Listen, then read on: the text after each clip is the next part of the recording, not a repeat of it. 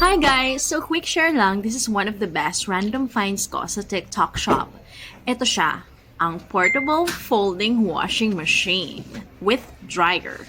Ginagamit ko siya pang underwear, socks, and small clothes ng mga bata, lalo na yung mga ayaw mo munang isabay sa big laundry mo. Fit siya for camping, for outing, and also for travelers. Pwedeng-pwede rin sa mga nagbo-boarding house. Ang cute niya kasi foldable, so after gamitin, tinutupi ko lang, then tago na. Perfect siya if maliit lang yung space mo, like dorm, condo, or apartment. 8 liters yung capacity, sakto na for small loads. May timer, so pindot lang, then chill ka na.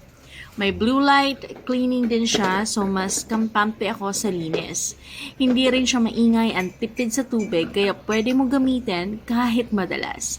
Honestly, super convenient niya sa daily life. If gusto mo ng easy and hassle-free washing, this is worth checking out. I'll put the link here.